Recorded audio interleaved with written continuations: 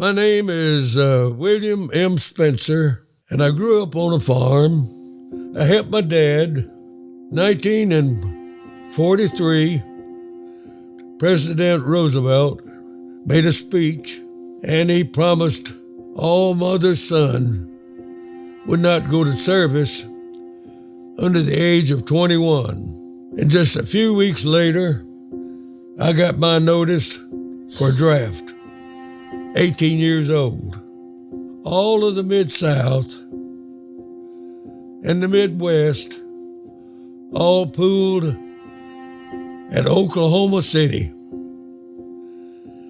And you can imagine what kind of crowd that was in there during that time in Oklahoma. They induct us in a great big building. They would run hundreds of us in there, be inducted into the service, and that went on for 3 days. And when you got inducted in, we would line up and get aboard the troop train. And we finally got assembled, and we started across country. We got to San Diego over in the night, and the whole city was under camouflage. You can imagine a whole city of San Diego. I guess it's around maybe 2 o'clock. And then we was bussed out to the barracks, and we was told to get a mattress cover, slip, put it on your mattress, and every mother's son take a shower.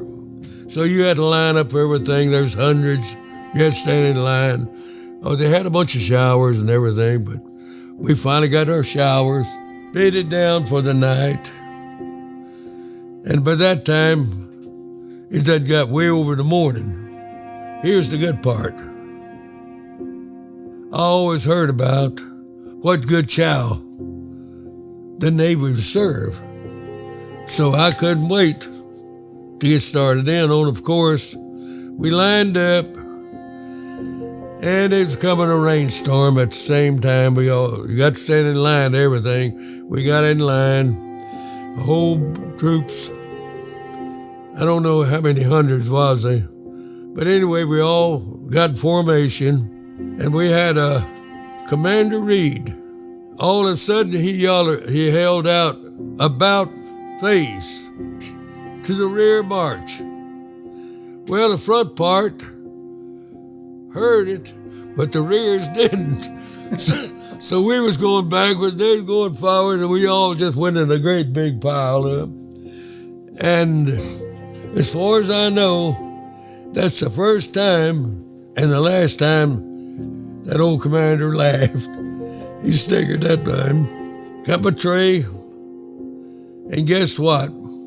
The chow consisted of a slice of watermelon and an oatmeal cookie. And I think to myself, boy, this is going to be a long, drawn-out war. But anyway, we'll skip a lot of this boot camp. One day they called my name, along with hundreds of others, and they loaded us aboard a troop train there in San Diego, headed west, not knowing where we was going. Nothing didn't tell us nothing.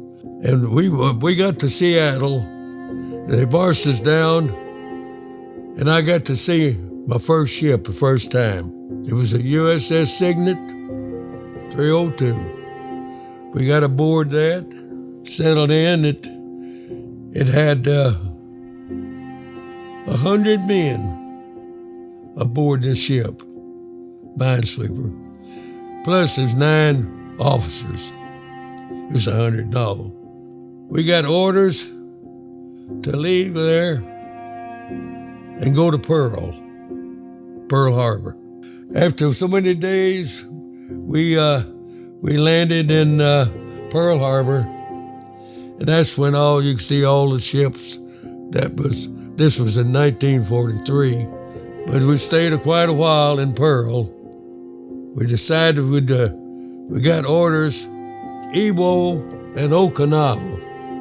I'm gonna dwell on that because to me it was more interesting than any other part. Although Saipan they did fierce fighting there, of course, the soldiers and Marines, and but what stands out in my mind most at that place was the women and children. They had been fed propaganda so much about what the Marines and soldiers were going to do when they entered the island. What all they're going to do to them. They're going to rape them, kill them, rape their kids, and all that. And there's one end of this island was a bluff. And these women and children, they would walk up this bluff, gangs of them, and take their kids in their hands and jump off to the boulders below. That much fear was in them. To Iwo Jima, when we left there, 3 days before you was told what your destination was. Our primary job was, when we got to Iwo, the Minesweepers, was to go in 3 days ahead of the fleet and clear out a landing for the soldiers and Marines. It was several attempts to land on this beach. And this island, Iwo Jima, it was 8 miles long, 4 miles wide. And at the end of that was Suribachi, of the volcano, inactive. But what we didn't know, that Japs had 22 years tunneling in this volcano, setting up housekeeping. Okay, the Air Force, they before we got there, had bombed this 17 days, this island, in that island, the Suribachi. And they thought, well, there's nothing in the world could be surviving under that. But they didn't know all of that, but later on, that they had tunneled in there and 20,000 soldiers stationed there, hibernated in that antbill. They had grocery stores set up, living quarters and everything inside that, we found out later, inside that volcano. Anyway, we took the island eventually, and we raised the flag on Suribachi, and we secured that end of the island. After we got that end secured, the fighting really just began, taking the other end, because the Jap was in every cave and behind every rock, and they had to go in and burn them out. And out of that 21,000, only 200 survived. And then 7,000 Marines and soldiers, they died in that battle. So after there's so long a time, we got Iwo secured.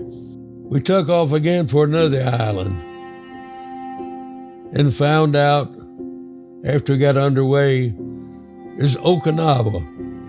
And the Okinawa is the last stepping stone before you hit the mainland. The Japs knew that, and they was going to try to hold that island if they could.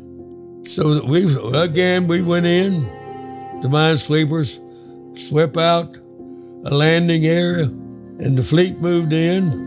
The Marines and soldiers on the islands, there for a while, nothing. And the Navy, the fleet, which it said the fleet that came to stay, kept waiting. Nothing. No resisting, no words. Nothing, nowhere. We waited weeks until one day they showed up. Of course, the fighter planes, they were out front. And then the smaller vessels, they was next in line. Then there's cruisers, and then the battleships. We was protecting the carriers. Here comes what we call suicide planes.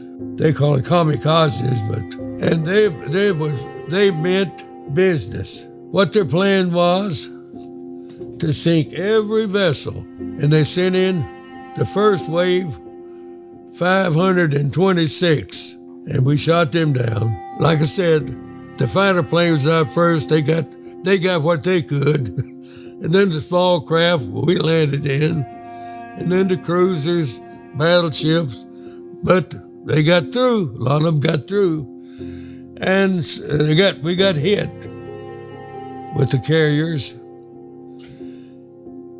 and that was 500 so that time, and they sent in.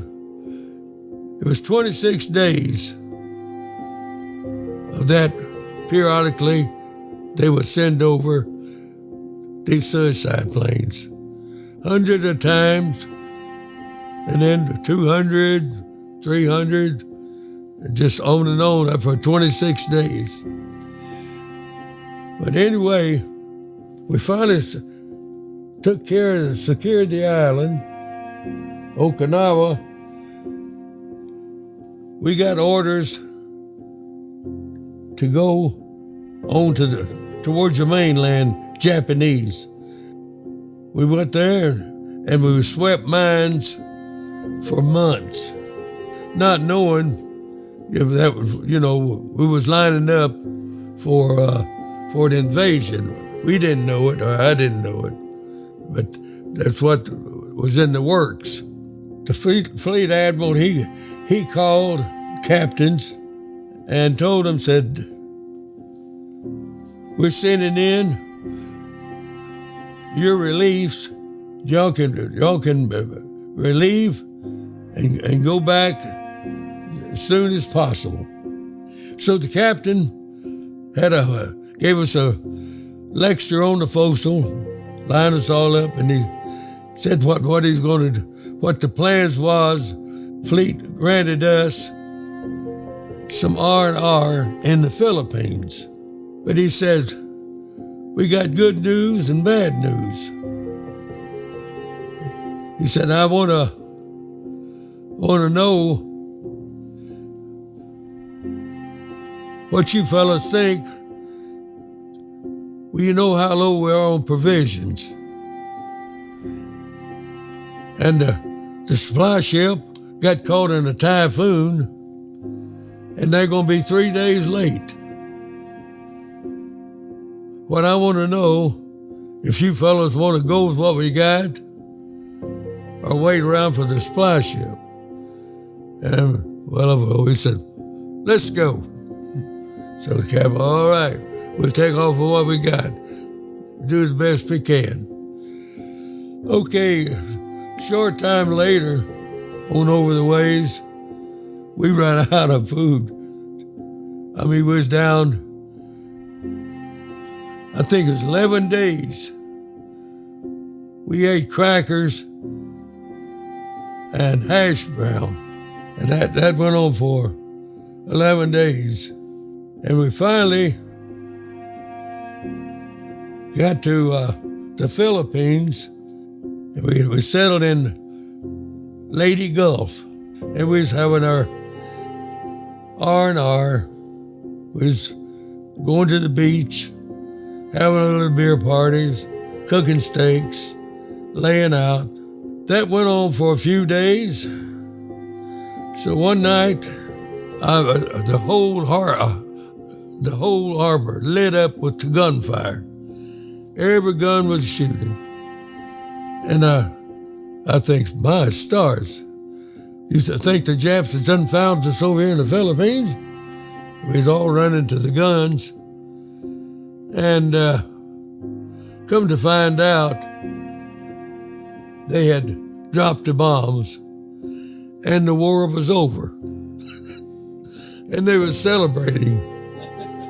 And so we was proud to hear all of that. So after a few days, we had orders to return to the States. And of course, we had to come back through Pearl and Frisco, and we ended up at Orange, Texas. And that's where the ship was decommissioned. Well, since I had no dependents, not too many dependents, I was in the last. They have to go by points. If you got a big family, you got to go first. So finally, after so long there in Orange, Texas, I got word, go to Millington for a discharge. Got a bus and came into Millington and got discharged there. That was in May of '46. When they gave you your ruptured duck, all I had my sea bag, and the instructor told us after they gave us our discharge, you're on your own now. You do what you want to do. Here I got to go to Cherry Valley, Arkansas, and I'm in Millington here.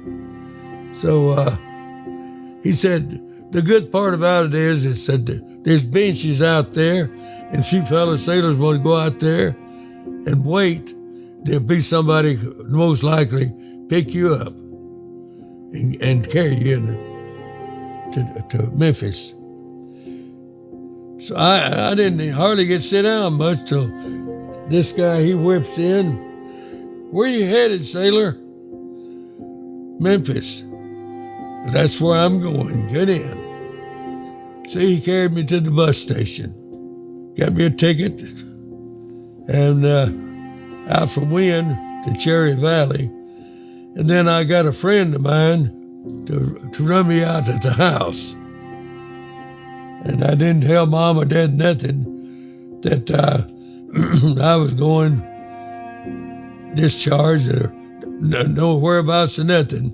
And I just come in on them in the night, and there was quite a shock, of course.